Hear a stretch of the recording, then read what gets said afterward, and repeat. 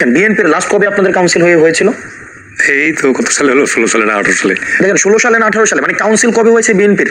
দেখেন internal democracy নষ্ট হয়ে যায়। দেখেন একটা পরিবার কেন্দ্রিক একটা হচ্ছে, আপনি চিন্তা করেন, আমি একটা মানে একবার ভাবেন যে তারেক জিয়ার বিকল্প বিএনপিতে, এখন তারেক জিয়া কোনো কারণে প্রধানমন্ত্রী ক্যান্ডিডেট হবে না, সে ফর এক্সাম্পল, বিকল্প ক্যান্ডিডেট নো ওয়ান।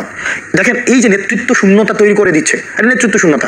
যদি দুইবারের বেশি প্রধানমন্ত্রী না হোক, আপনি আপনার দলের, যেন উনি ওনার দলের প্রধানমন্ত্রী মানে চিন্তা করেন কিনা আমি জানি না, উনি হয়তো সর্বোচ্চ মন্ত্রী বা প্রধানমন্ত্রী হবার চিন্তা করেন কিনা আমি নিশ্চিত না। তাহলে এই যে দেখেন ক্ষমতা কাঠামোর একটা এককেন্দ্রীকরণ, সেন্ট্রালাইজ করা, এটা একটা নাম্বার বিষয়। 2 নম্বর বিষয়, দুইবারের বেশি যদি প্রধানমন্ত্রী হয়, যখন রাষ্ট্রের আরো 3টা অংশ আছে, যেটা হচ্ছে ধরেন সংসদ, বিচার ব্যবস্থা, এই ইনস্টিটিউশনগুলো যখন বুঝে যে এক ব্যক্তি হচ্ছে পুনরায় ক্ষমতায় আসবে, বারবার ক্ষমতায় আসবে, তখন পুরা সবাই হচ্ছে এই এক্সিকিউটিভ মুখী হয়, সবাই হচ্ছে প্রধানমন্ত্রী মুখী হয়।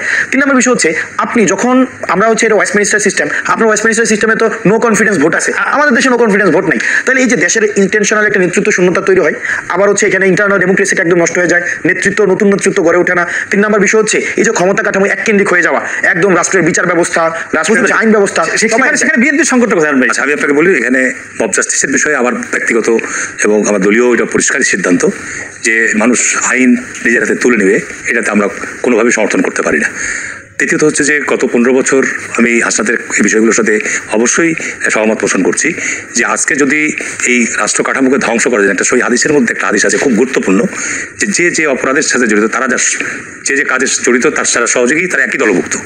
এখন হাসিনা তো একা রাষ্ট্রকে এই জায়গায় নিয়ে যায়নি, তার সহযোগীরা মিলিত নিয়ে গেছে, তো সহযোগী এখনো বিদ্যমান। এই যে আজকে আমরা মামলা করার পর নুরুলদাকে আপনার গ্রেপ্তার হলো, ও যেটা বললো যে আগে তো গ্রেপ্তার করা উচিত ছিল।